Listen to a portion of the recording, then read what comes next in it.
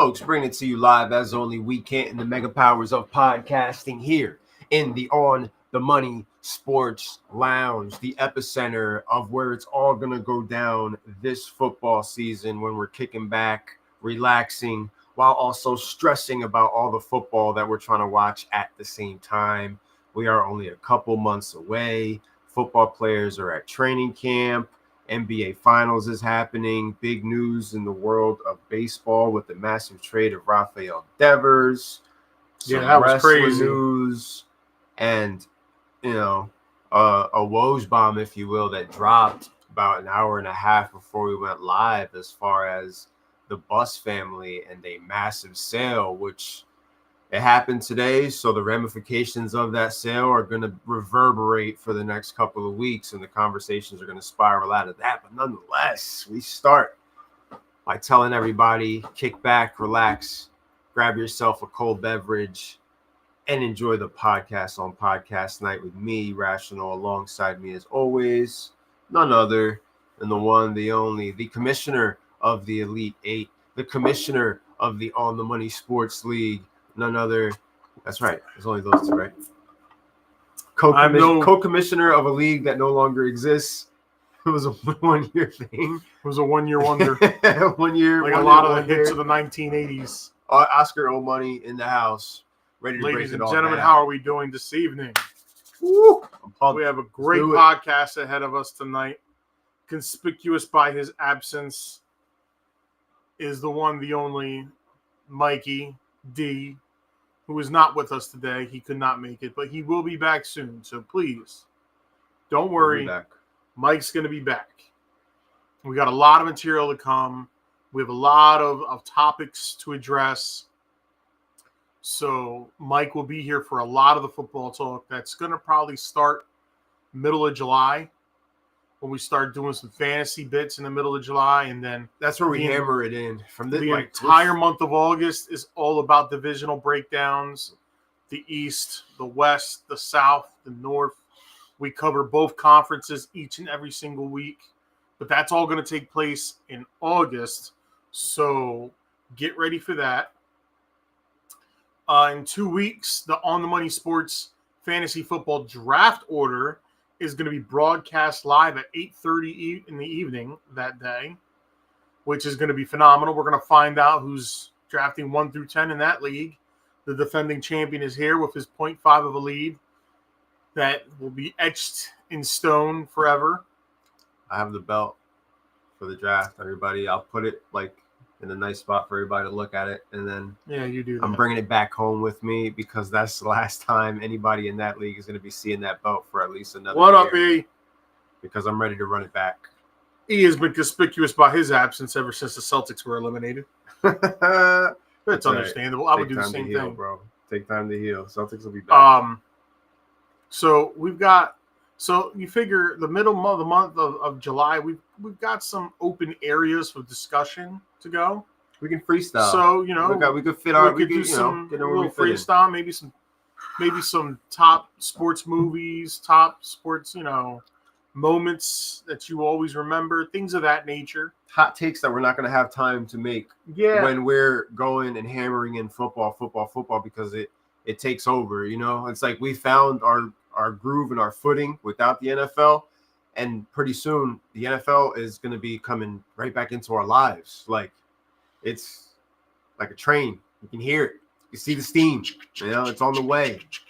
More and more reports coming out of training camp. The train station. Unfortunately, some cases injury news. Veterans getting signed.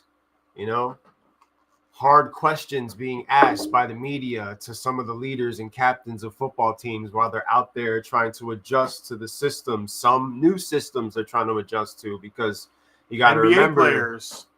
They're going to be, having some of their short seasons. Yeah.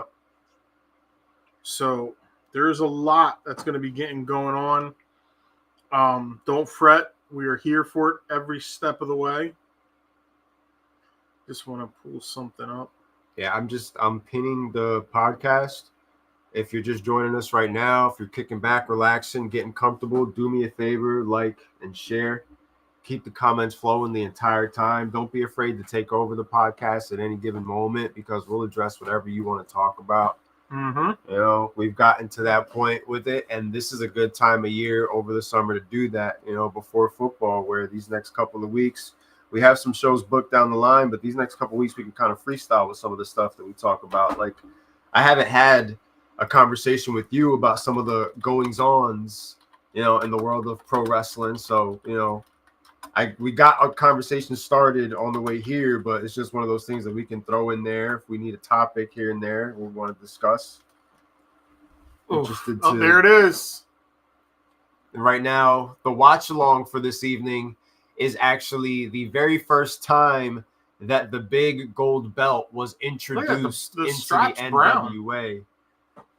That's a pretty belt, right? And they spelled Rick with a K. They did. Yeah, we got the old school wrestling in the background as we go live for tonight's podcast. Let me finish pinning this bad boy. Drop a question real quick. Get this thing going here. You know, today was a very chill day. I did some MLB The Show online. I was rocking out with Miguel, going back and forth with him. The thing is that so I was prepared today, right? I set my lineups for fantasy. Made my waiver ads. I made my, you know, I went into DraftKings. I made my bets after doing my research. I had all that stuff lined up. I'm going to do this early. I'm going to get it out of the way. And then, you know, I got the rest of the night, you know, rock some MLB The Show. Next thing you know, I'm getting these alerts of, you know, rain and postponements, not just in one game, multiple games, but in about 3 baseball games today. Cardinals, White Sox was one of them. The Tigers one was another one, which I love, you know, adding the Tigers to the Screwball, man. It's Screwball Day on top of that, so I was looking forward to seeing that. Sonny Gray, who was a pitcher. I have Andrew Heaney, which is the pitcher that was going against Detroit. And not only that, but, you know, all the voids on some of the tickets, too. It kind of just waters down some of the stuff that you put together, certain combinations. If you hit it now, it doesn't matter. Yeah. It's not that big of a payout. Yeah, like I took Tigers -1.5. I ended up getting that fully back to me because that game never happened. You'll get some games that'll be made up tomorrow. You'll get some that are made up in August, depending if it's National League, American League. So these postponements are all happening. Like, I'm gaming right now, bro, and I'm online. It's not like I'm doing my franchise and I can pause. Like, this is intense battle right now. I can't just stop what I'm doing here. Nah, because then you take the loss. Yeah, you can't do that. I'm not with it. I pause the game, and the minute I pause it, it gives you 1 minute and 30 seconds. And if I pause it again, the next time it's like 1 minute and 20 seconds. So you only have so many pauses the guy while you're shit playing on the other line. Why do you keep pausing, bro? Yeah, see, I got to work out my headset situation so that I can end up going back and forth doing the shit talking. But it was still a good time. Just an addictive game, MLB The Show. It really it's the best baseball show, baseball game of all time. And there have been a lot of great baseball games out there, but it's RBI Baseball 94. That, for Sega Genesis. That was a good one. What was it? ESPN Baseball came out in 1990 or 91. That's a really good one. That's how long they were putting games out for, ESPN. That's wild. Because they put out some bangers before I gotta look at Madden went and decided to like buy everything. Like, ESPN was out there, you know. Well, you see how I think it was ESPN Baseball. Damn, I gotta look that up now. I just remember I used to play with Seattle and good team. Good team to use. Harold Reynolds was leading off. I was listening to. So that's how old I am. I was just listening to him today on the MLB Network. They got the MLB Tonight Show that they got going on while the games are starting up.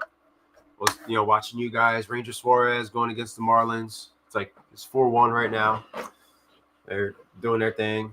I was looking at that park though. First of all, there's barely any people in the stands, and secondly, it's like the dimensions of that field are so weird. I was telling Heather, it's like you hit a ball deep out there, and it kind of just stays out in the air. Whereas in some ballparks, that's a home run. You know what I mean? Like you're like, as an outfielder, you really got to look to where that wall is, because you can really lose yourself in some of these baseball fields with how ugly they are. Like, I get why now they say like this is a home run park. Some parks are the complete opposite of that. Citizens Bank was a home run park, but then they had to move the fences back. It still kind of is, though.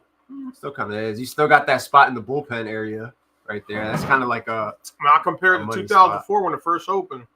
Yeah. You know, Yankee Stadium, that right porch is there all day if you want it. Mm-hmm. You know, Boston has something similar to that where it's like they have this giant, crazy-ass wall, but then on the other side, they have this really, really small little thing right here where if you hit it over, that's going to be a dinger. Let's go Pacers. Sup, fellas. Ooh. And Indiana wasn't looking so hot in the Game 5. Kind of been a little disappointed in how the last couple of games played out in that series. I think Game 1 through 3 was super electric. This one was a big letdown spot. Halliburton with a 0 for 6. Kind of a choke job there. And OKC triple single 0-0-0. Yeah. Now you've got, you know, this could be where it gets spicy because now you're talking about now Game 6 to the wall. in Indy. There is no tomorrow for Indy. You know, Indy has been down a few times, but nobody's been able to put like the final death blow to the Pacers yet. Nah. Could OKC do it, or will Indy prove to be able to survive to live to fight at least one more day? And then at that point, if that happens, you know that you're getting a Game 7 on Sunday on top of a full slate of MLB 100%. action, which I wouldn't mind a Game 7. I just want to see them put up a fight. Paul says Indiana in 7. That would be interesting, bro. That would be very, very interesting. Indiana in 7. Reggie Miller's been out there for each and every game, going crazy. He's trying. Yeah, he's got the freaking button up on, and then he's got his old jersey over the button up. Just, you know, probably, you know. He's still a Pacer, bro. Like, he never stopped being a Pacer. He put everything into that organization, that team, all those battles, all those years. Another great player that was kind of stuck in the Jordan era, you know what I mean, and couldn't make it out of it. There was a lot of those players that couldn't do that. You know, that's why it's so funny whenever I hear the argument about who did Jordan play, but look at all the great Hall of Famers that didn't win nothing while Jordan was in the league. A list of Hall of Famers. Then I can do a list of Hall of Famers that have won championship while LeBron's played. Yeah, there was a lot of Hall of Famers, bro. There's some greats, man. Yeah, there's some all-time greats. Not just greats, all-time greats. And the fact that a lot of those greats also had to deal with each other before they got to Jordan, because Jordan was the final boss. Like, they weren't playing Jordan every year. Like, they were sometimes getting eliminated by the Reggie Millers or like the Patrick Ewings or Street Fighter 2 the very first time with only 8 characters to choose from, and you couldn't play the 4 bosses. Like, you could only fight the 4 bosses. That's how it was. Yeah, like a lot of these guys that Jordan beat, like they only got a couple cracks at him. The Knicks got a lot of cracks at him because the Knicks had a lot of good teams. They just, you know, when that playoff seeding and that bracket gets done, there's just a certain team that you can't avoid no matter what. And Knicks could just never avoid them. But Knicks had at least 3 teams in the 90s that could have won championships had it not been for the Chicago Bulls. Everybody else, you know. Shout out to my girl, Caitlin Cart. It's respectable smash. Yeah. I saw it got chippy in their game the other day. They're definitely trying to boost the ratings. They're definitely trying to boost the ratings. To say enough's enough. Yeah. And have her back and like say this is it. Then the press conference afterwards, they cut Caitlin off because they were trying to avoid Caitlin from getting in trouble. And how she was just like, listen, you don't want to fix it, we'll fix it. Well, Jordan, he didn't beat Bird in the playoffs. He definitely didn't. That's definitely a guy that he has that over his head. And Bird went along to beat. I think Bird beat him, Isaiah Thomas, and Magic Johnson in one run, if I'm not mistaken. You know, Prime Celtics were a problem, and they kind of broke apart before Prime Jordan was able to like break them apart. Like he broke apart the Pistons, but he wasn't able to break apart the Celtics. The Celtics were, if anything, the Pistons kind of broke the Celtics. It was weird how that kind of trickled down generation to generation. Like that storyline kind of repeated itself as far as the passing of the baton. But I was seeing some of the highlights of I guess we can call it the scrum, the WNBA the other night. Call it a scrum. And, shout out to her teammates. I also feel like her teammates are ready for action because I feel like the team itself feels like they're targeted because she's targeted.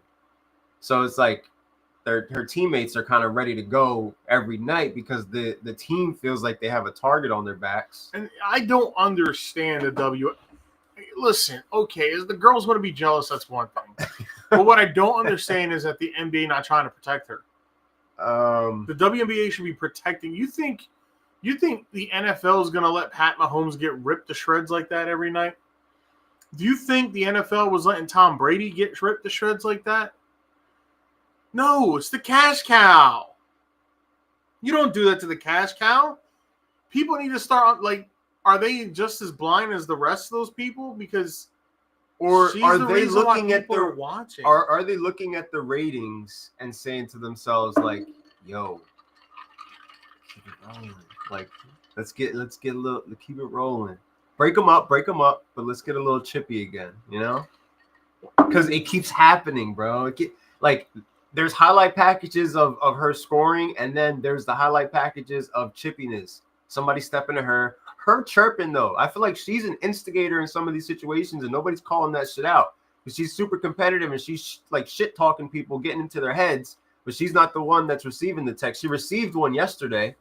And, you know, she was like salty about it. But at the end of the day, it's like, you're part of this. You said something to that first girl. The other girl was protecting her teammate the same way your teammate is protecting you. I think so there was a shove there. Fed up with it too, though. Yeah, her teammates are fed up with it because they're Caitlin Clark's teammates. So they're all put under the spotlight, which, you know, in a sense could help them, you know what I mean, to be able to like develop in their roles and what they need to be. Is that the television title? You got the North American Heavyweight Championship. The National Heavyweight Championship. Yo, Sorry. The NWA had so many titles. Larry had age stars. LeBron had stars in their prime. And WNBA should be sticking up for their cash cow, but women are petty. I've been watching Fever games, and they can hoop. The league is talent. They just don't know how to market it. There's actually a couple of good teams right now. But yeah, there's like the league doesn't know how to present the product, I feel like, because here's the thing. They were complaining that nobody was watching, but now you have eyes on the product. So now your marketing team has to do their part as far as putting that product in a position where on Sunday at 2:00, you can present a game on a major network and have eyes on the product because we're all ready to watch some type of sport. You know what I mean? Like, there's a high market of bettors that are going in on WNBA like props and prop betting. So it's like there's an interest there. The ball at this point, you know, not to sound cliche, is really in their court. Like, how much money are you putting into your own product? How much are you generating, you know? Because at the end of the day, you can say protect your cash cow, this, that, and the third, but they also need to keep putting her out there front and center. Having her sit for a couple weeks was like their way of protecting her because we don't know how injured she was. I'm sure it was a legit thing, but it's also we need you for the long term. Because tickets went down. Yeah. You were buying seats real cheap. No, everybody's. So that should have been a wake-up call for every team, though. Every player. Our tickets went down. Why? Because the cash cow's hurt. And if she can't play, nobody wants to go see. Yeah. That was it. The minute that she came back, all eyes on the product. All over again. You have one of the biggest scrums of the season. Ejections, texts, the Fever coach cutting a promo about the officiating and how poor that is. So now the officiating in another major sport is getting attacked. Nothing's worse than the NFL. Oh, that's coming. I can't wait. Oh, those are coming. I can't wait for the 3rd and longs that just completely derail a drive. A clear PI not called. And you're just punting the ball back. Week 1 of Sunday. 15 minutes in. I'm just sitting there like, here we go. This is where we're hold on to the football. Like, you know, just wild shit, bro. I be marketing hard to the young girls. Have the stars appealing in kids shows as themselves. You got to build with the children because they will watch with their kids when they get older. I agree. I mean, a core target audience is the kids, the young girls growing up that like love playing basketball. It's simple, bro. Of course they're gonna watch. Like, they want to be where you are, you know. And the kids aren't gonna stop watching. You have to do a lot to make a kid stop watching. You really do. As a kid, you look back on some of the shows that you watched. You never stopped watching shows. Like they were your shows. You know what I mean? Like they're, or growing up watching basketball, whatever the case is. Like your main target audience that's going to keep watching, that's going to keep getting their parents to spend money, going to get them to buy tickets to actually go see you. You know? Can I ask a fantasy football question I heard? I thought it was an interesting for combo. Let's hear it. Absolutely. Why not? Let's hear it, man. Today, y'all in control. What is it? What you going to do here? That's why WWE is where it is. Same with NFL and NBA. Agreed.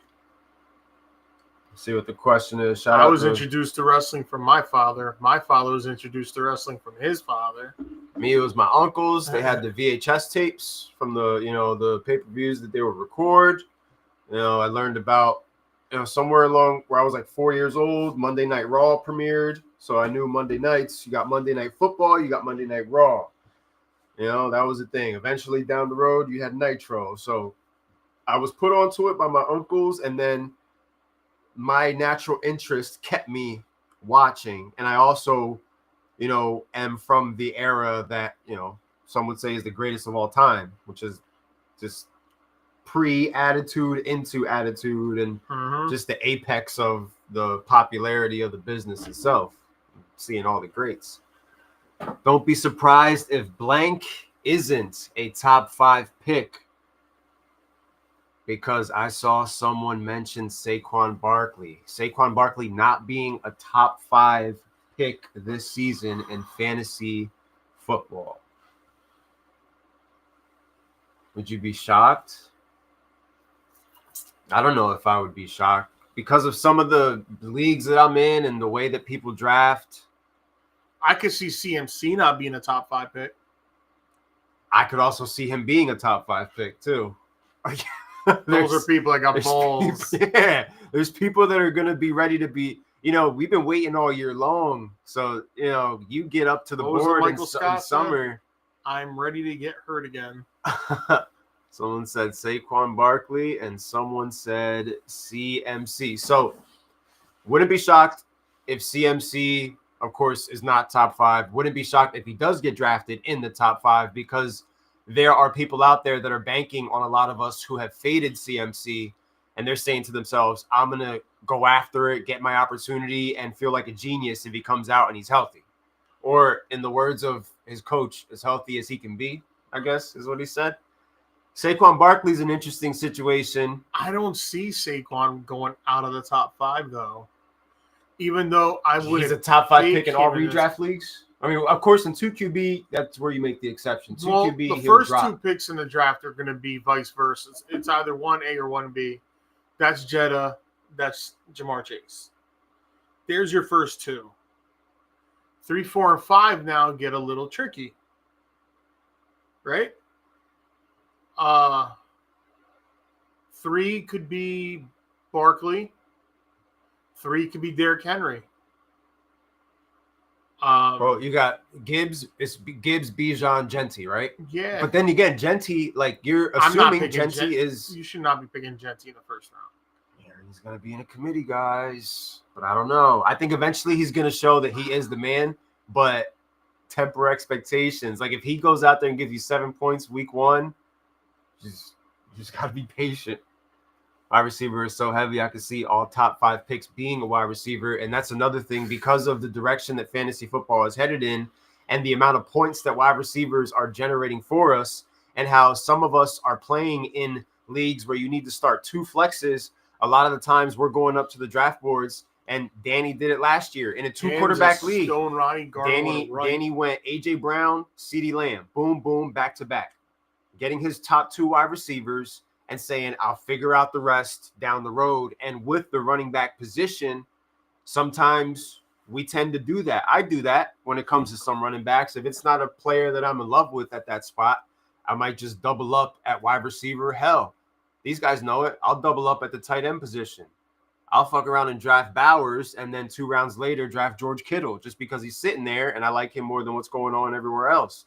But I know I'm using that to try to have that as an advantage in my flex spot, because you never know what your opponents are going to be throwing in their flex spots. There's a lot of junk out there, So a lot of times with the running back position, For me, if I'm in the top 5, let's say I'm picking 3rd or 4th, and Saquon Barkley is sitting there, knowing myself, I'll probably pass him up. I'll think to myself, like, okay, like what wide receiver is here? Or is Brock Bowers still here? Like, did Justin Jefferson, Jamar Chase, those guys went off the board already. Now I'm coming up at the 3 or the 4 spot. Like, Saquon Barkley's not going to be the first name on my mind. So I guess to answer the question, I would not be surprised of him not being in the top 5 this year. I think that it would be very common to see him getting picked 7th, 8th overall in a lot of first rounds of redraft. But also, if you're drafting in the 8th spot, in the 9th spot, and you see Saquon Barkley sitting there, bro, you're relieved. It makes it easier for you back there. Like, you get to sit and see the first half of the board play out. And, you know, if Barkley's your guy and he keeps falling and he, like, kind of lands on your lap right there, you take him. Like, I wouldn't be surprised just because of how wide receiver driven a lot of fantasy football has become, because you also got to think most of us are playing with a lot of league bonuses too. So when those wide receivers are getting those 40-yard, 50-yard touchdowns, you're not just getting a touchdown. All right, so I just clicked on a Fantasy Pros mock draft. Okay. So the computer so far has picked Jamar Chase, Bijan Robinson, Justin Jefferson, CeeDee Lamb, Jahmyr Gibbs. So right off the bat, Puka Nacua, Saquon, Malik Neighbors, Amon-Ra, Nico Collins, Drake London, Brian Thomas to round out the first round. So Barkley went 7th. Puka went before Barkley, which I don't know if I would do that. I think I might go Saquon over Puka, but that's interesting. Nonetheless, Puka's that's still. What I would. No, Rick, I am not asleep. Puka's still very young. I was just trying to figure out and give Sean as many answers as I could possibly give. So that's interesting how that played out. Like, because I guess that's more along the lines of what the 2025 redraft first round projection is looking like. And apparently, Puka to the moon, getting drafted 6th overall. But how many wide receivers did you rattle off there? 4 of the first 6 were wide receivers, correct? That's just how it is now. Like, I started playing Jefferson, CD. Like, I started playing fantasy football. Now this is about to be my 7th year, and I started playing it where you'd still build your teams with getting your running backs and then filling out the rest. It was towards the end of that era where it's like running back. You know what I mean? Like Aaron Jones, Derrick Henry, or some shit like that, and then you kind of do what you do from there. You know, I was one of the ones where Le'Veon Bell. In the second year of sick picks, where it was a 1 quarterback league and 2 flexes, I was the one saying, I'm about to go after Justin Jefferson, number 2 overall. And it kind of just sparked just a different way of thinking as far as how you do your... You did, too. You know what I mean? Yeah, like I did. I went after him number 2 overall. I said, screw everything else. That was the first year of it, right? That was that was the second year of sick picks. So that was a year after his unbelievable rookie year. Yeah, and then he went out and he had another stellar year. I had nothing to show in sick picks besides having the most wins and the most points, but I first round exit year after year for some reason. But nonetheless, it's just one of those things where you kind of catch some of the trends in the direction where some, you know, like where fantasy football is going, and wide receivers are winning people leagues. That is true. Having the 1-2 punch and then having a wide receiver 3 in your flex spot, that is, if he plays himself into the top 20, bro, you're getting far. As an Eagles fan, I'm warning Barkley will have a decent year, but nothing close to last year. I'd love to be wrong, but the league had time to game plan for him. It's hard to duplicate a type of year like that. Especially all them yards. It's hard to do that. All them carries, all them touches. Some players never have a year like that, you know? Like, it's hard to do it twice. I agree. Especially the magic number of 27, which we know, like, Derrick Henry's the only outlier with that. Like 27 is like the mass drop off for a lot of running backs where they decline. It's agreeable. He's 31 right now. He's still a first round pick. Who? Henry? I get why he drops out of the first round. Some damn good juice. I get why he drops out of the first round. Like, it's the same reason for, like, the same people who have been wishing his regression for the last few years are the ones who kind of just wait on him. Like, nobody's going to reach for Derrick Henry in the top 5. But, you might be able to get him in the second round in that 5th spot. When you think about what he's done, and so, like, he put up 1,900 last year. It's hard to duplicate like something like that. But if anybody can do it, it's probably him. And when you look at the situation out there and how they used him, let's say you are drafting in a 12-team league, but you're all the way in the 12th spot, brother. When you make your back-to-back picks, you got to keep in mind you got a long ways to go before it comes back to you. So getting your pick at number 12 and then maybe just starting the second round with Derrick Henry, it might not be the worst idea in the world, depending on who's there. And if you're comfortable with taking that risk on a 31-year-old man he's beating Father Time still to this day. But just saying, when you're drafting in that back end, 11th, 12th, turning your nose up at a Derrick Henry who is not going to be there when it comes back around to you, there's a big drop-off, bro. Between like a him and a Ramondre Stevenson. Like, it's not going to be the same, bro. It's not going to feel the same, and you're not going to be able to compete with the teams in the league who have the better running backs than a Ramondre Stevenson. Pretty much. Like, that's what it comes down to. But I agree. Yeah, I think Saquon could have another good year. I think that the Eagles are in shape to have another good season. And there's just all the variables right now that get thrown into the pot, which happens each and every year in the NFL. The things that you don't account for. The Sundays where you're scratching your head, asking yourself, what did I just watch? The teams that, September is like the preseason now. So like a lot of teams don't make it out of the preseason because they spend all of September and October fumbling and stumbling around, and then you just don't recover because it gets colder. Teams are hitting harder. The teams that want it more are going out there and proving that they want it more. And, it piles up on you. Interesting. You got to win some of that ugly football early on, man. You got to find a way. It doesn't have to be pretty, but it does. Those wins are the ones that are going to matter when it shows you're in the hunt week 17, week 18, and your team still has life, and your coach could potentially still have a job. Like, all that shit comes into play, man. Yeah. It's not a bad question for fantasy. It is. It's interesting. Because, speaking of football, Jair Alexander is signing with the Ravens. Can we talk about the Red Sox winning 4 straight series? We're talking about the Red Sox trading Devers to the Giants? Yeah, what was that all about? Is it a behavioral issue? Is it... I looked at what they got back for him.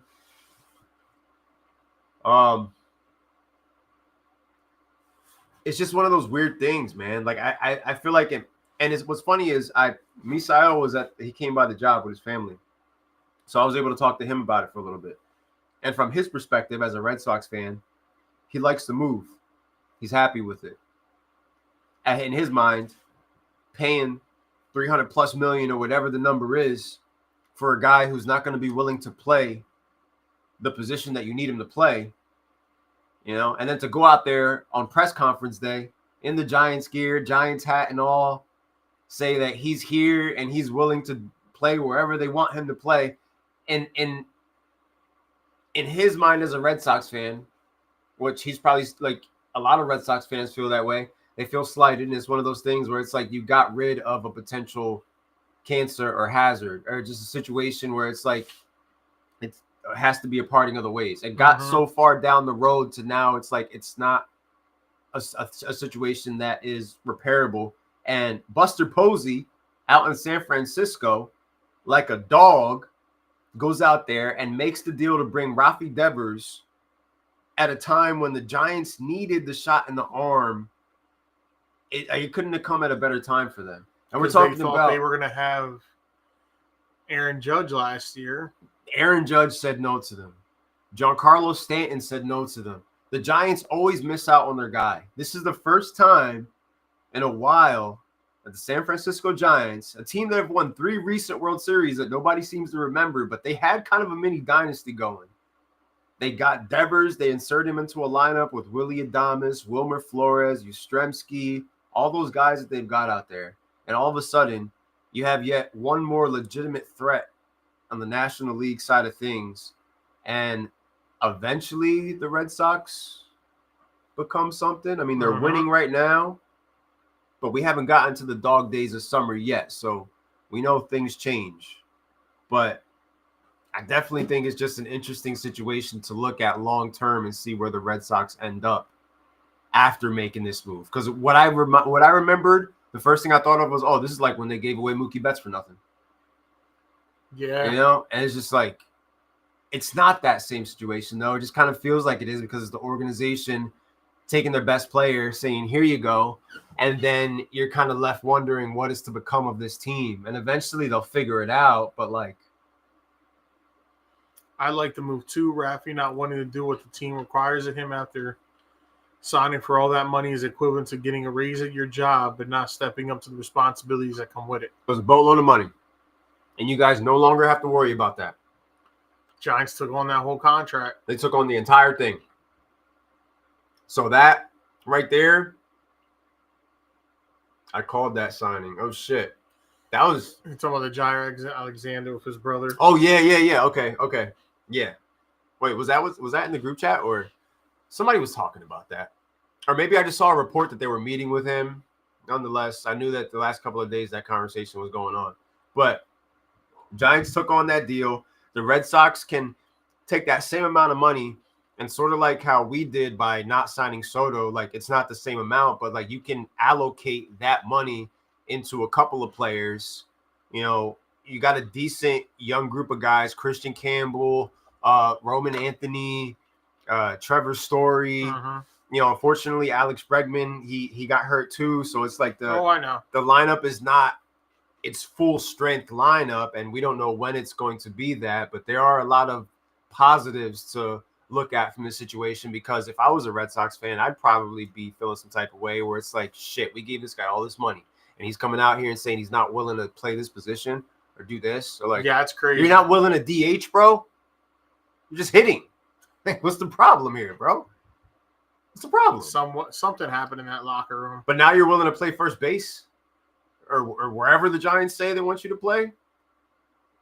Well, because now you can't say no now. You know what I mean? Like, because now you're going to be proved to people like the Red Sox is right about you being a cancer. Yeah, now you got to go out there and you got to ball out. Yeah. You know? But you're in a good position to be able to do that because you're going to a team where it's like he doesn't have to carry the Giants day in, day out. He's got help. Like, you can set that lineup up and you can have him, and then you have Julio Ramos, and then Giants can do damage. Plus, they got good pitching. Trying to win a World Series ring as an executive. Yeah, he is. He said, I already got him as a player. I want him as an executive. And this is their best shot. Like, I feel like this is such a power move by them. To me, it's the biggest deal of the baseball season so far. And it just makes the National League side of things all the more chaotic because they are literally right there in the trenches of the National League West with the Dodgers, with the Padres. Like, they're all together. Like, just they all have to deal with one another, and somebody has to make it out of there. And I know survive. The Dodgers didn't like that deal. Well, like, not for nothing, Dodgers still have one of the best lineups in baseball. But the amount of injuries that they've dealt with their pitching staff, they weren't dealing with that last year on their championship run. Like, their starting pitching, you gotta have talent to win a championship, but you also need to be healthy. Like, health is key in any sport. you're defending your championship, but you're also defending it while being in the most competitive division in the entire league. Like the Padres are trying to kill these guys. They hate them. The Giants, they made this move for a reason, bro. It's only a matter of time before the Diamondbacks figure it out, because they ain't pretty to watch during the regular season. But if those pesky Diamondbacks get into the playoffs, it just makes shit happen, you know? And I'm interested to see who the Dodgers 3-man rotation is going to be when you get into that playoff format, because right now it's good enough to get you through the regular season, but we see a lot of times teams with the championship pedigree tend to stall out. And it's because of some of the things similar to the Kansas City Chiefs last year that you see during the regular season that they're not doing enough of the right way. Right now, agreed. You're throwing scrubs that I've never heard of out there on the mound, and they're getting blasted, smoked. So you're relying on the Dodgers to be able to put up the runs. And if they're not matching up with the runs, if it's one of those off nights like we have in baseball, it's just, it don't look good. Agreed. You ain't saying nothing that's wrong there. Nothing that's wrong. The Giants, to me, Giants have the more complete pitching staff, and I mean, I don't know if they have the better lineup than the Dodgers. Their closer suspect, I should know. Who? Johnson of the Giants. Giants closer. I thought it was Duvall for a little bit. I mean, not Johnson. Walker. Ryan Walker. Walker's kind of suspect. They'll bring him out in the 7th or the 8th sometimes, or they'll do like the righty lefty type of dynamic with the matchup. I told my bro when he got released, Ravens will go for him because of his relationship with Lamar. They played in college together. Yeah, Lamar was. That's what I read, and it was Sleeper that gave it to me. Like Sleeper fed me the notification that said Lamar Jackson was heavy in trying to recruit Jair Alexander over to the Ravens, and had him into what they've got going on over there. He also was adamant in saying he's not really trying to talk about or worry about contract extensions. It's the right answer when you are still trying to make it out of the AFC. Still trying to get past Mahomes and experience what it's like to get your team to a Super Bowl. So it's the right thing to say. He's doing and saying all the right things. He's just got to go out there, and really what's left for Lamar Jackson and the Ravens is just to literally win the AFC, bro. Mm-hmm. I don't feel like, I mean, of course, if you lose the Super Bowl, you're going to get criticized for how you lose the Super Bowl. But I think for the Ravens to just get out of the AFC in itself is a massive accomplishment.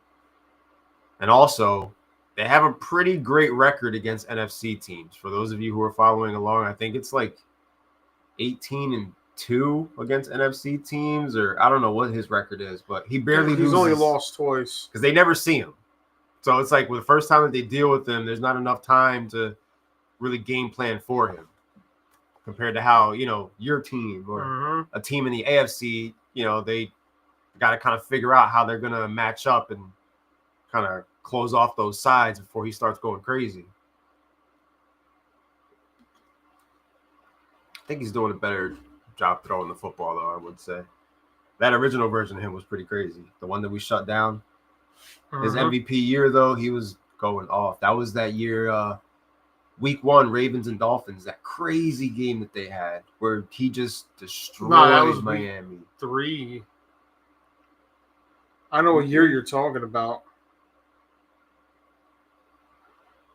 Maybe I'm thinking of I might be thinking about the his first game where they beat somebody 63 to something, and he was just going off. The year that a lot of people passed up on him in his rookie year, and anybody who picked him up in 2 quarterback leagues, they just coasted to fantasy playoffs and championships those years. Where are we at? It took me a couple years to actually learn the value of being able to draft the right people and not have to stress myself out with so much waiver activity and trades, which I still do, but just Like walking out of the draft on draft day, feeling great about what you put together that day. You know? Mm-hmm. Diluting yourself into saying that I'm not going to be entertaining any trades, even though that's all bullshit. But, you know, it's just one of those things you say to yourself when you look at your lineup and you see, you know, who you got in that 16th round, the sleeper that you had circled that everybody overlooked, you know?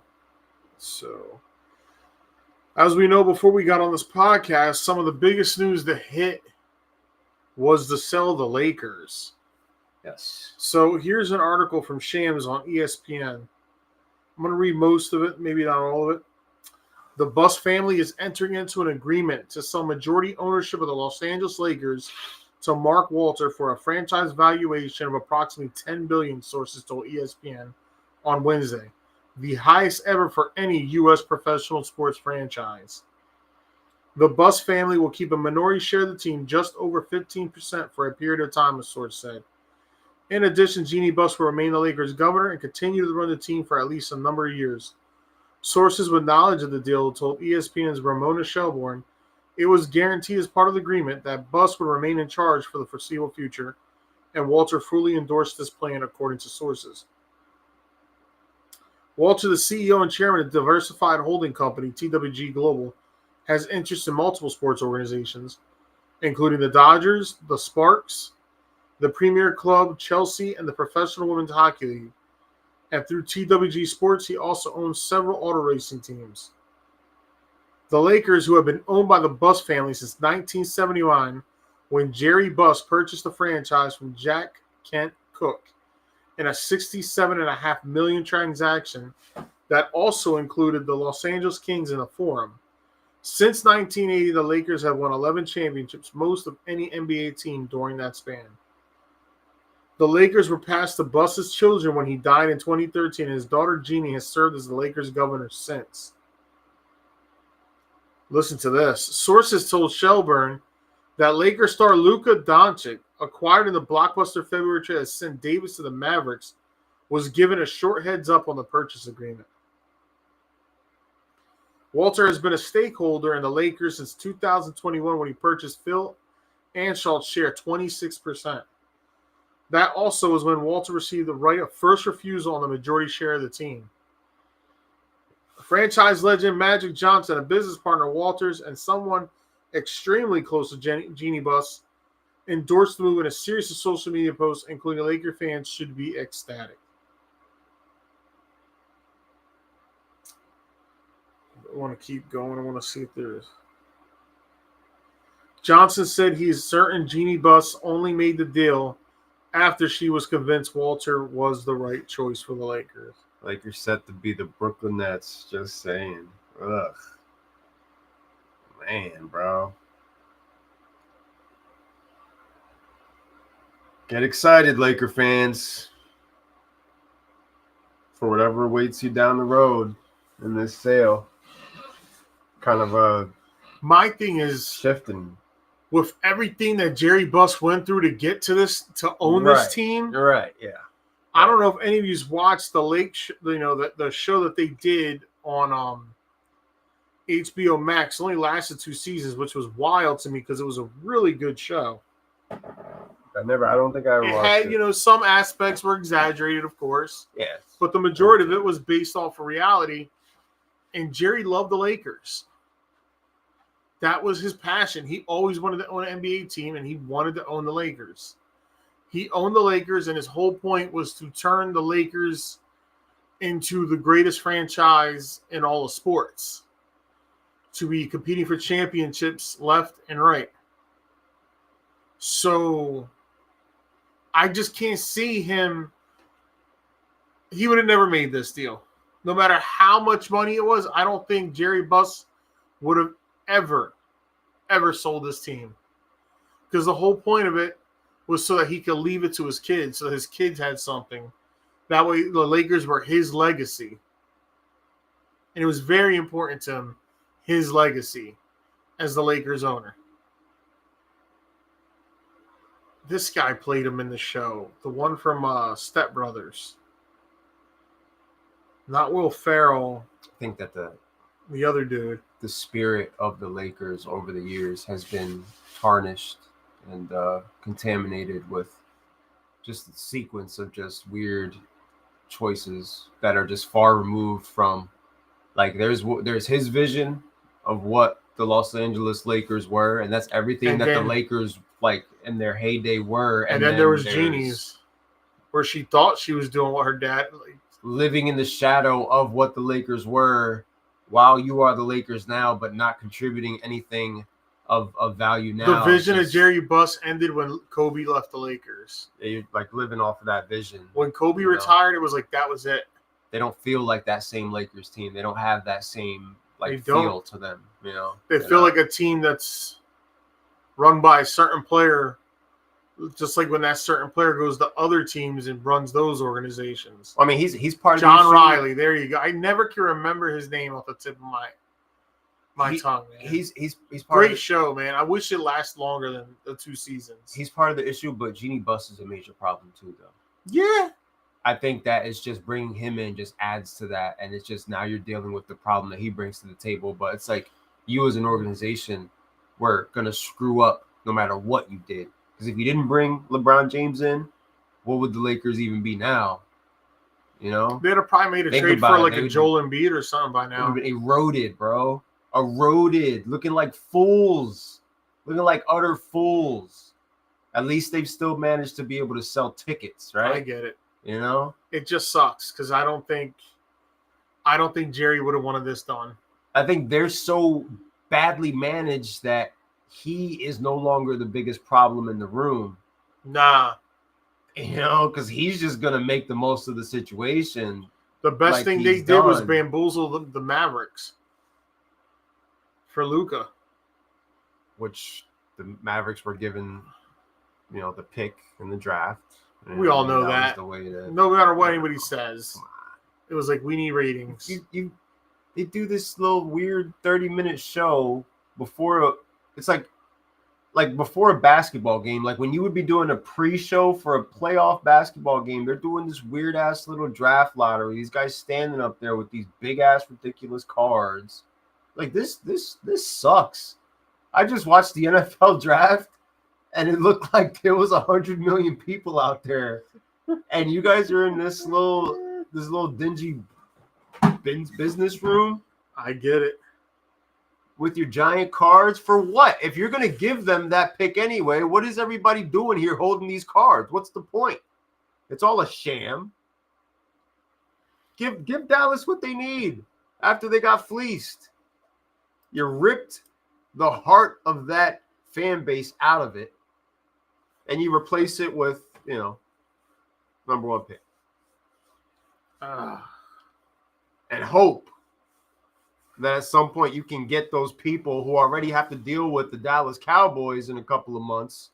You can get those people to come back to the arena and feel good about being Dallas Mavericks fans on top of that. You gotta hope this guy is it when they pick him in a couple weeks. What's up, Serge? Which is going to be what, next week, I think? Or is it the following week? I don't follow that shit. I don't know. I have no idea. We have been doing this sports podcast for about a decade, and I can't even tell you when the actual NBA draft is. Because the MLB draft's coming up too. Yeah. I was actually watching some of the MLB Combine yesterday. I don't know. There was nothing on. I don't know.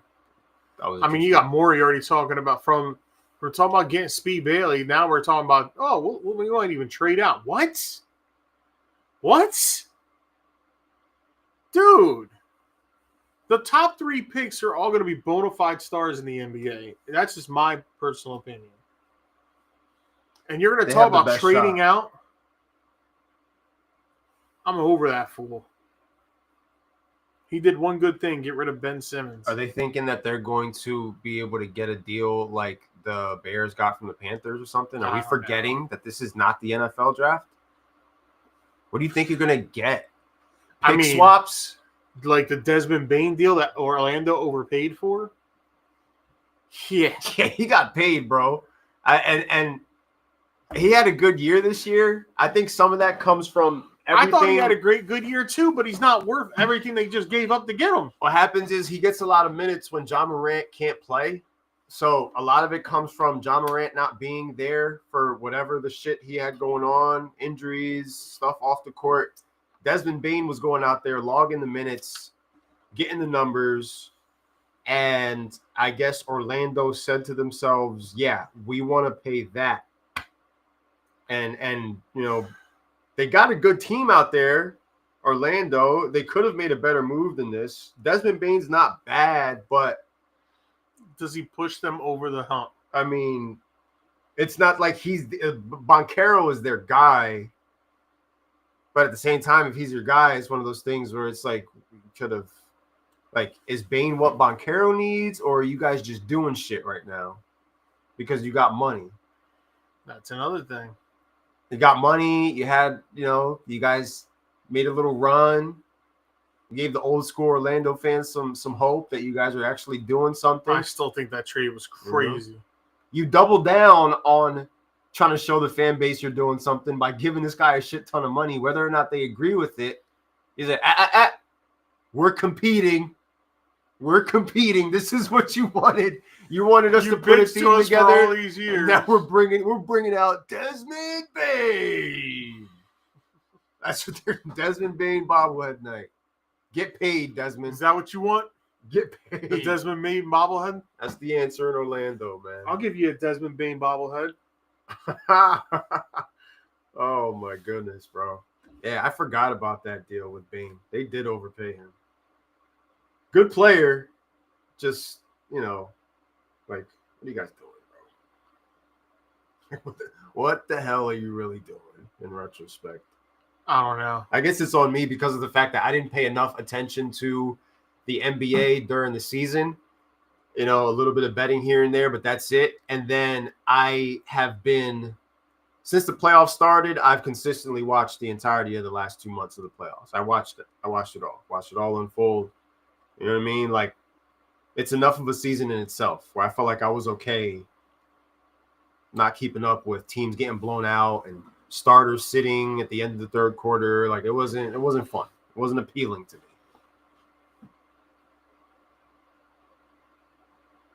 See what's going on here. 2-2 ball game here between the Yanks and the Angels. We still can't score. It's just so freaking, just like all of a sudden, 5-game skid by this baseball team. We can't score runs. Thank you, Byron Buxton, for hitting the home run at plus 220. I appreciate you, buddy. We can't score runs. We went 27 innings without scoring a single run. We're in danger of being swept by a Los Angeles Angels team who is just existing. They have no goals. They can hit the ball and they exist. And that's all I know about the Los Angeles Angels. But at this point, and that they've owned us up until this point. And now it's a 2-2 ball game. I'm hoping that the Yankees can get a feel-good moment out of this and just be like how I was earlier on MLB The Show and, like, hit some freaking home runs, bro. It ain't that hard. Just wait for the right pitch. Be patient. Don't swing at everything. Just wait. Wait until it's right down the middle, bro. How about Shador getting pulled over in Cleveland for going 101 and a 40? Oh, boy. I didn't know that either. Yep. When was this? Earlier today, I believe. Here, I'll pull up the article. Sources ESPN. I'm rooting for you, dude. An officer at Strongsville, Ohio, stopped Sanders at 12:24 a.m. driving 60 miles over the 41 miles over the posted 60-mile-an-hour speed limit.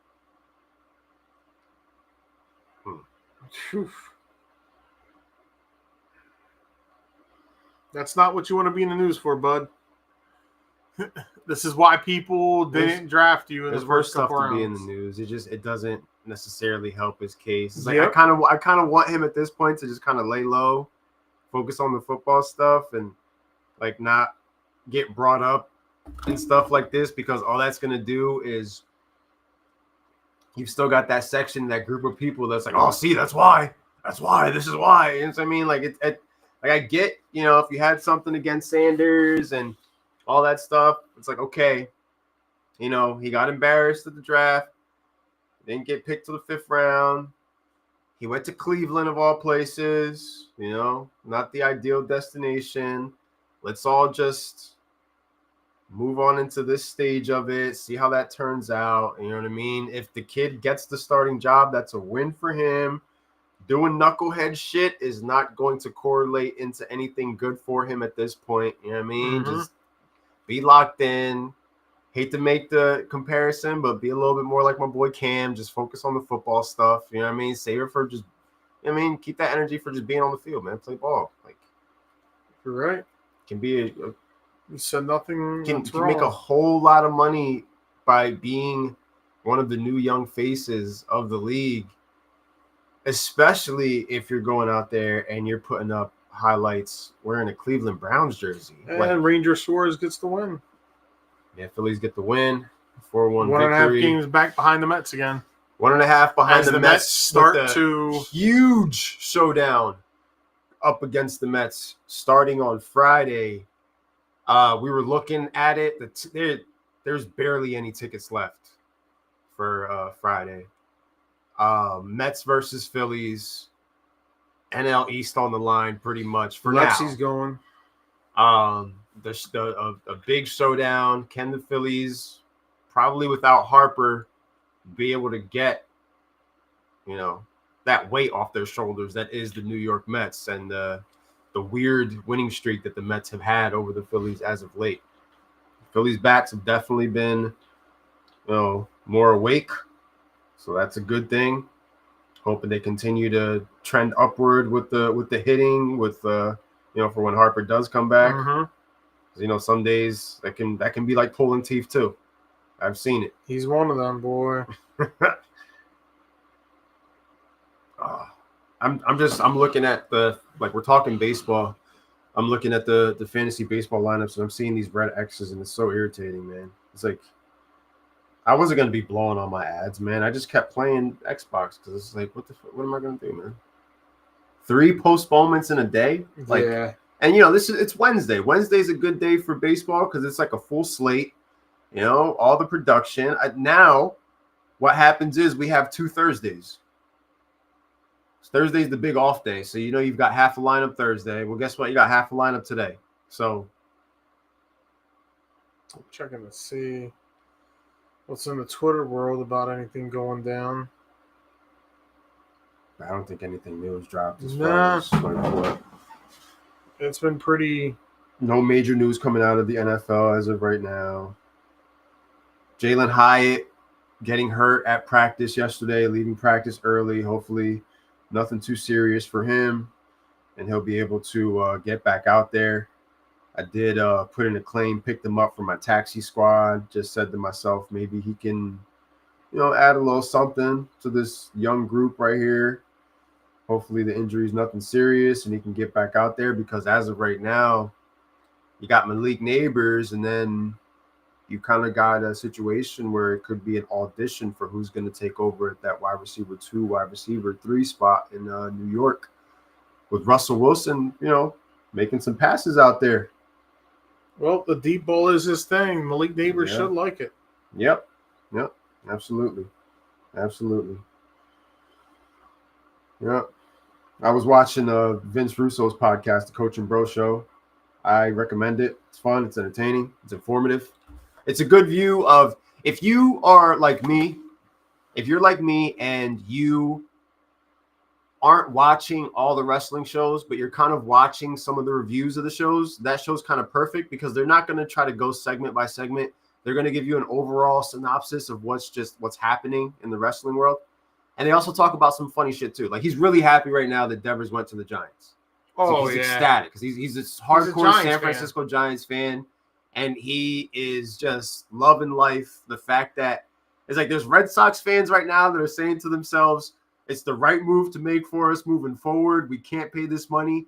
And there's just the Giants fans that are saying, we got Devers, and that just comes from, again, you miss out on Aaron Judge. You miss out on Giancarlo Stanton. Like, they haven't been able to have, like, a guy for a bit, And to have him Well, it's nice. Oh boy, yeah. If you can't hear it, folks, that is the music of the returning. That's right, the returning Bill Goldberg. He's coming back, and apparently without any type of a number one contender match or any build or anything. He is challenging Gunther at Saturday night's main event for the heavyweight championship that Gunther just won by choking out Jey Uso after Jey Uso's 51-day title reign. Do I have it right? Yeah. Yeah. That's the gist of it, as they say. You got it about right. So now, just walk right in, put your voice on there, say, "Oh, this is what I want." I saw on the internet, like this, they said the best way to do a finish for this match is to have Bret Hart come out and screw Goldberg and help Gunther win the match. just play off the real life heat. Hold on, I want to get Paul's opinion. Oh man, come on, Yankees. They're just this team. It's we all knew like the rumor mill was churning for the last year that he was going to get a retirement match. We all knew he wanted to do one last match, call it quits, go out on his own. So you're gonna. But the problem is, he's gonna have to be fed. He's gonna have to do the job. Gunther is? No. Oh. Goldberg's gonna have to do the job. Gunther better choke this guy out, bro. And I don't ever want to see him on TV again. You take him, all right? You give him the treatment that you gave Jimmy Uso in front of Jey when he was handcuffed to the turnbuckle, all right? You put boots to asses, and then to end the match, you choke him out. Handcuff Garrett Goldberg. Beat the living shit out of his son in front of him. You choke out Goldberg. You know, you choke out his son. You leave them both laying, and then you hold up the championship, and you're covered in Goldberg's blood. All right, that's the way to book it. All right, there's no other way. Goldberg going over is just a recipe for disaster, bro. I don't know how they're going to defend the belt. It's Saturday night main event, so a Goldberg match now is spear, jackhammer, spear, jackhammer. That's what it is now. Bro, you couldn't even have this guy. You got a whole King of the Ring tournament going on right now for an opportunity to face a champion at SummerSlam, and this guy just comes in and challenges your champion directly. Why didn't everybody do that? Why didn't everybody in the King of the Ring tournament just come right out with their T-shirt and be like, "You're next"? What's the point of the tournament? You're mine, Gunther. You know why? You're next. You know, I feel like I kind of see what they're trying to do. And I feel like it's going to lead to a WrestleMania world title match between Seth Rollins and CM Punk. Once the dust settles and Cena's out of the way. Bro, they're talking about... I feel like they're trying to go in that direction since they couldn't do it when Punk got hurt. Who's Rollins going to cash in? Because I feel like Rollins is going to cash in soon. I don't think Rollins is waiting to WrestleMania to cash in. I don't even think he should have won. And I've stated that already. I don't mind him winning. What was it going to be, LA Knight? They're not going to give it to him. No, it should have been somebody. LA Knight can think for himself. Like, they had the whole thing. You had Rollins cost CM Punk a chance at the Money in the Bank match. So why not have CM Punk come out and cost him the chance of getting the briefcase? Who else would it have been, though? That's a good point, too. Because you know what's happened to LA Knight? I'd have gave it a Solo. I'm crazy. LA Knight has become Bray Wyatt. The people at home are looking at this guy and thinking to themselves, why isn't he on TV more? Why isn't he winning more? And he's not going to win those matches that he's featured in. Some guys are how the company deems them. They can be difficult to work with. But that means that's a guy who thinks for themselves. I don't get it. Write their own shit. The guy gets his own pop. He can hang. They can get over without you, which is that's always been a thing with them. Everybody wants to keep calling ripoffs of this and that, but the people are cheering. He's drawing. He's getting reaction. His merch is selling. So what's the problem? It's the same, it's the same thing with Jey Uso. That's the Mark's fault. And that's WWE's fault for listening to everything that they say on the internet. Because the Marks were trying to start to turn on Jay. Yeah, when the Marks were the first people to turn on him. I'm tired of seeing him holding kids, man. Cody Rhodes is getting jumped, man, and you're yeeting. It's like, bro, relax. And now you're also setting up Cody and Seth, too. Relax. Because now it's been 2 weeks in a row where Cody and Seth just have a stare down. And, you don't see Seth making a move on them. Bro, they were staring at each other forever. Yeah. It's like, so you'll beat up anybody, but what's stopping you from attacking Cody Rhodes? You're staring at him. And then all of a sudden, Cody Rhodes starts staring at Jay. And now Jey Uso's staring at Cody Rhodes. And I'm thinking, bro, what the hell is this? What is this? I get it. You can't keep having Cody versus John Cena all year because I'm pretty sure it's going to be Cody Rhodes that beats John Cena for the belt before John retires. SummerSlam. That's where I think we're getting to. Because we only got 18 more dates left with Cena. Yeah. He's telling us. He's keeping track of it. Yeah. He's reminding everyone. This tomorrow, I'm thinking Thursday, old school. Friday night, he's facing Ron Killings for the World Championship on SmackDown. Yep. So make that number 18, so that leaves you with 17.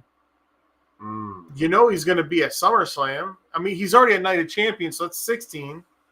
SummerSlam's 15. Is John going to get his ass whooped? He's going to lose and just leave? Because he's going out as a face. Eventually. There's no way he's ending this run as a heel. You can already see the internal conflict. Yeah. Something's going to happen. It has to be something traumatic, though. And it's going to be pretty cool. Are we going to get three in a lifetime? Well, is that what the final boss is going to do? Take a job to Cena? Where is he? The Rock has not been around, bro. I guess tickets are selling good, so they don't need him. He's not That was around, the worst bro. excuse ever. He's not around. Well, supposedly he's trying to get cast as Apocalypse. Okay. Yeah, so don't gotta worry about him. Oh shit, the Boogie Woogie Man. The Boogie Woogie Man. Never remembered him, never heard of him. Jimmy Valiant. Oh, Jimmy Valiant. Okay. I know he was, that was his gimmick near the end of his career. Yeah, it's not looking as though anything too crazy is happening on the forefront, I'm not seeing. And SummerSlam's 2 nights this year. Of course it is. And it's at MetLife. Those tickets are ridiculous. Liv Morgan got hurt. That sucks. Yeah. No Liv Morgan for the summer. When she's going, bro. Going. Yeah. Now they're pretending they're gonna probably ruin her and have her come back as a face. She's such a great heel, but they're gonna ruin it. She's been doing some great work. She's a great heel. Great on the mic. Whatever happens, you will not see it. they were teasing the dissension between her and Raquel. Yep. You knew that was coming. Her and the other girl that's in the group. Roxanne in the group. Who I feel like I think she killed it in the Money in the Bank. I think she was like. But the right person won. Yeah. Naomi, the right person was Naomi. Yeah. That's why I hope Bianca Belair wins the belt and Naomi cashes in on her the same day. That would be awesome. Did you see Bianca beats Tiffy Time and then immediately loses to Naomi? Bianca beats. Oh. Yeah. They can do that. That would be great. Because her cash in, she's going to win her cash in. It's just a matter of when she does it. Naomi's going to win it. She's going to get the belt. This is like her best character work ever. Yeah. So you know what I mean? You know what I mean? Solo Sikoa's. He's awesome, amazing, bro. He said, I want Jacob to tell me he loves me this Friday. He's incredible. Rikishi went off the other day, I seen. I saw that too. I saw that He's too. responding about how TKO wants Roman Reigns to take a pay cut. What are you going to do? He's mad as hell Jey Uso lost that belt, bro. What are you going to do? You going to tell Roman take a pay cut or else? No, you're not. Roman knows you ain't getting rid of him. So I want to take a pay cut either. Fire me. I'll go to AEW and be with my boy. I won't be able to call Roman Reigns. I'll have to call myself Joe Anoia probably. But there's no way, pay cut or not, like, the dude's not, he's going to retire in 2 years anyway. Wouldn't it be crazy? And maybe they should have done this from the beginning if WWE just reached out to Rikishi and be like, you want to be part of the bloodline? Be like the on-screen, like, be like the boss. Like, yeah. You know what I mean? Like, as soon as they took Paul out, they should have brought Rikishi in. Well, I'd go as far as to say he should have been the first choice over Paul Heyman. It would have made more sense. How does Paul Heyman fit in besides his political ties? He's known the family since he was first in a business. True. Yeah, this is true. He drove around his dad when his dad worked for WCW, I believe. Rikishi would have been a nice fit, though, from the jump. I agree. You know? I don't know. I just feel like since TKO's took this company, all that TKO's thinking about is profits, which every business should. But you're also pricing me, the actual real wrestling fan, out from going to these events. Oh yeah. That right there is just a crime. Like when we saw, oh shit, WrestleMania's coming to Philly, we were all down to go. Then when we seen how much it was going to cost, we were all like, yeah, I'll just chill at my crib and watch it. And you're having these... Same thing with SummerSlam. I was like, shit, maybe I'll just go to SummerSlam instead.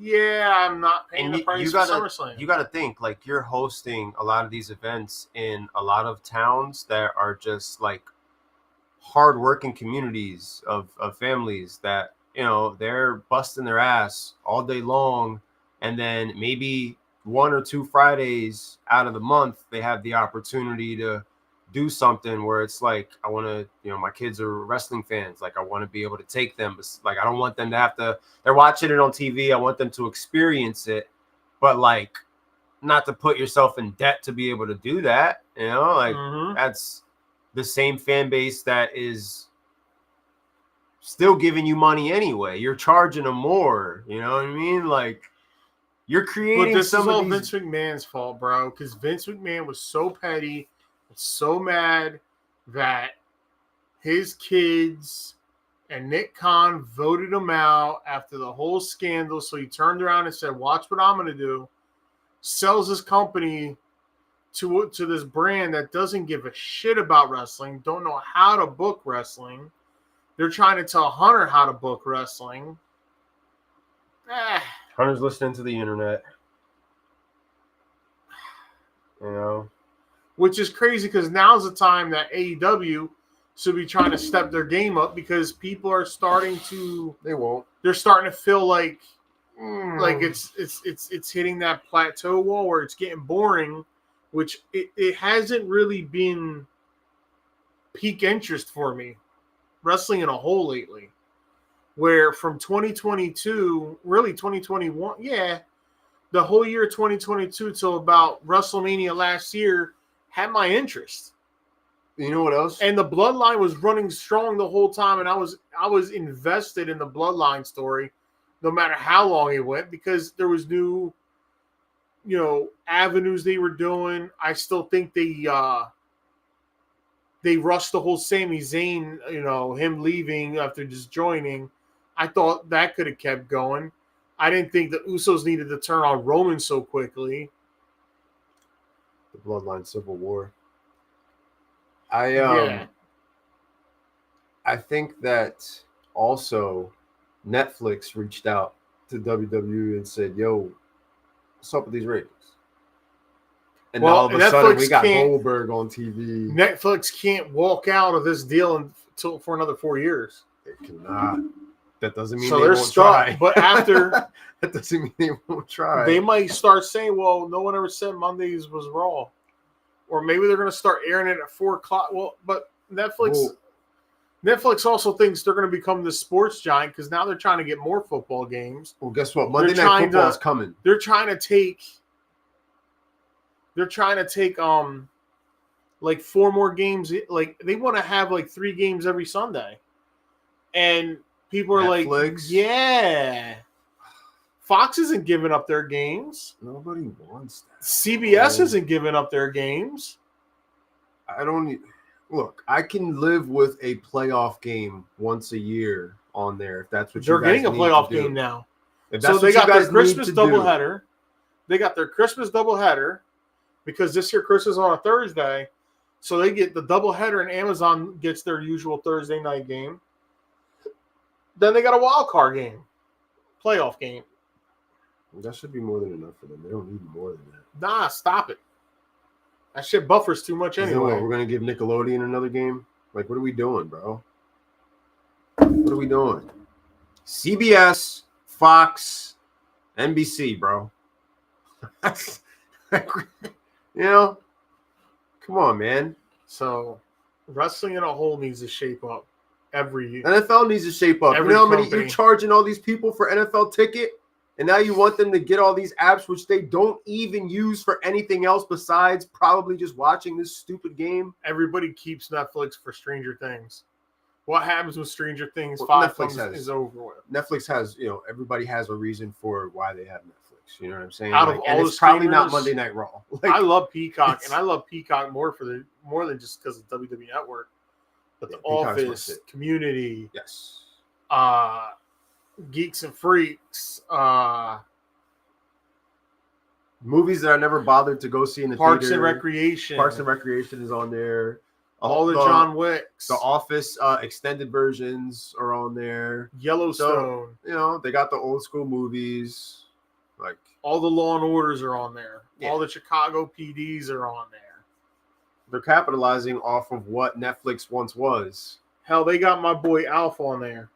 Hopefully they don't start overcharging for Peacock because that's just a great deal. Well, Peacock's now $14 a month for me with no commercials. I guess my wife gets mad at me. She goes, "Oh my God, they give it to us free since we got Xfinity. Why are you paying the $14?" I said, "Because babe, when I'm sitting there watching an old school Saturday Night's Main Event, I don't want to see a commercial. I want to see my shit. Or if I'm watching a 3-hour pay-per-view of WrestleMania, if I'm watching WrestleMania 7, I don't want to see a commercial because that's not how I watched it when I was a kid." Right. The only thing that used to bother me as a kid when they would do the freaking 5-minute intermission or whatever the hell it was. I'm thinking of doing that. I wonder how many, and maybe I'm showing my age, but how many people remember the intermissions in WWF pay-per-views? Intermissions? Yeah. It was like 5-10 minutes. I don't recall that. I just recall promos. I recall the Blue Lockers, promos being cut. Best backstage promo area ever. And of course, I remember heavily the Saturday and Sunday shows, which would give me the recaps of everything that's going on and like shit like that. That's what sticks out to me.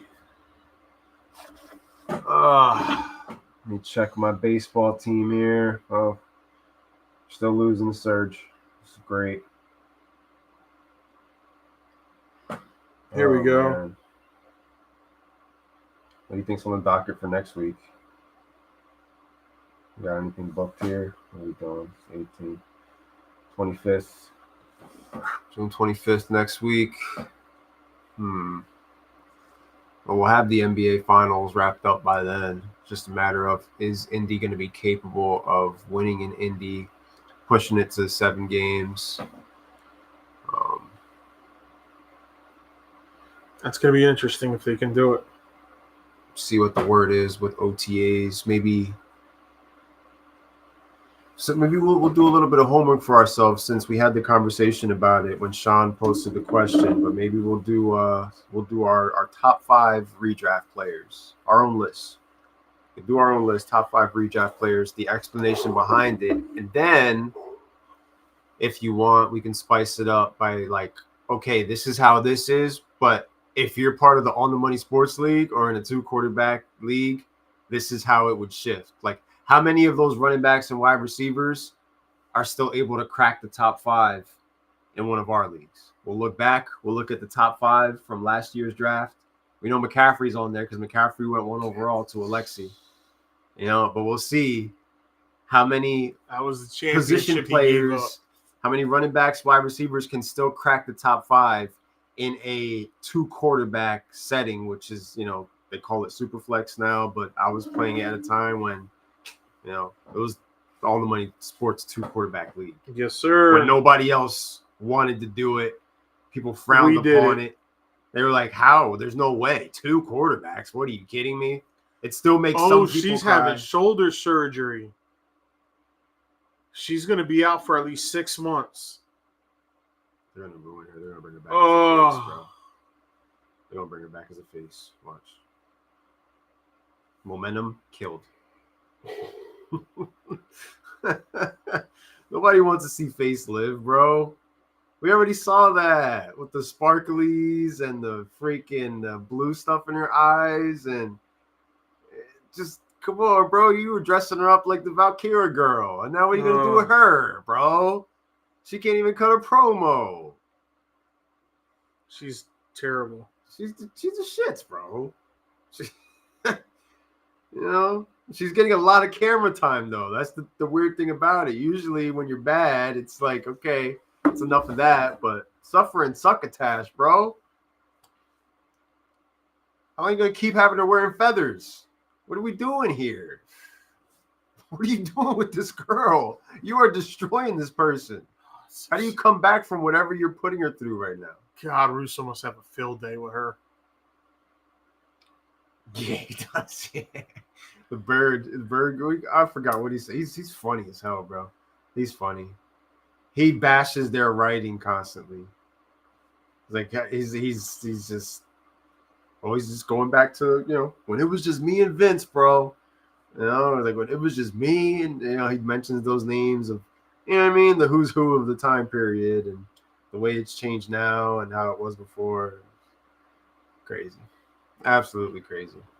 We can definitely throw some hot takes out there as far as what we think is going to go down for SummerSlam. How the Liv Morgan injury is going to throw a wrench into some of the storytelling of the product. And adrenaline! And how they're going to... I guess who's going to win the King of the Ring? What if I win the title and Rollins cashes in? And I lose the belt right away. Rollins is cashing in. Whoa! And we're going to get Punk Rollins at WrestleMania. I'm telling you this right now. That's my hot take here in June. That's going to be the main event for Night 2 of Mania is Punk Rollins. Does Punk walk out with the belt? If Rollins holds it up until that point, yeah. If Rollins will do the job that night. But he'll cash in. He'll hold the belt the entire time. Because, you've got the faction. You got to play this thing out with the faction. So whenever he does... a 7-month title reign. Or whenever he cashes in. Maybe he cashes in at Survivor Series or something. Maybe, it's a little ways down the road. I think he cashes in SummerSlam. Now that I'm thinking about it, I think Cody's going to beat John, and then he's going to cash in on Cody. Then Cody and him can have their feud up until Royal Rumble. CM Punk wins the Rumble. Goes on to challenge Seth Rollins for the belt. You'll get that whole promo. It was always meant to be us. Yeah, and you can even add another level of, you can add another twist to it, which it might be hard to do with Rollins now because he's kind of in that tweener spot. But I was going to say you can flip the two characters, have Punk go heel, and kind of make Rollins more of the face while doing that match. And you remember the promo, he went back and forth with the exchange with Cena. It's like, I'll chase you down to hell or whatever just to stop you if that's what I got to do. So it's like, you already know Punk has that in him. He reminded us Cena that you are not what you hate, the Yankees. Yeah. So we'll see. It should be interesting. We're getting that in Saudi Arabia. What, next Saturday? Is that already? Yeah. I'll be off. 1 o'clock start time. It's our girl Jayla's birthday party, so we'll be at Heather's sister's house. It's next Saturday, right? Hopefully with good weather. And that's my Saturday to work. He works Saturday 20th. Yeah, 7:45 to 3:00. Yeah, I'll probably I'll pull it up on my phone. Was it 10 in the morning? I mean, nothing will have one in the afternoon. Okay, all right. So I'll be in the middle of activities and probably still setting shit up and shit. And I'll see what happens in Saudi Arabia. You got me, WWE. Arabia. You got me. Yeah, man. That looks like that's about it for us tonight, guys. Yeah. Thank you to everybody who tuned in. Thank you for Sean with the question. Thank you from Paul with the statement. Much appreciated. Chris with his thoughts on the Devers trade. Mm-hmm. So much appreciated by all. Matt, shout out for only telling your brother about Jair going to the Ravens. So it's going to be hard for us to believe that you called that. He probably said it. I think he did. It's hard, brothers are always going to lie for each other. That's what they do. Oh, jeez. I'm O Money. This is Irrational. We'll be back next week for On the Money Sports, giving you the information that you need, not from the mainline people who just we're talking about Dak Prescott's legacy this week instead of talking about the no-no that happened in the college baseball the other day or the WNBA or the NBA. Bro. We do it our way. We cover all the main subjects. We'll talk about Prescott's legacy in August when we talk about the NFC East. How about that? Went 90 minutes and just sprinkled a little bit of this, a little bit of that, gave you a little bit of everything. And we'll be looking to do more or less some of the same next week as we prepare to go down that path of fantasy draft season. It's coming, man. So I hope everybody has a good night. Make sure to like and share the podcast and be nice to one another.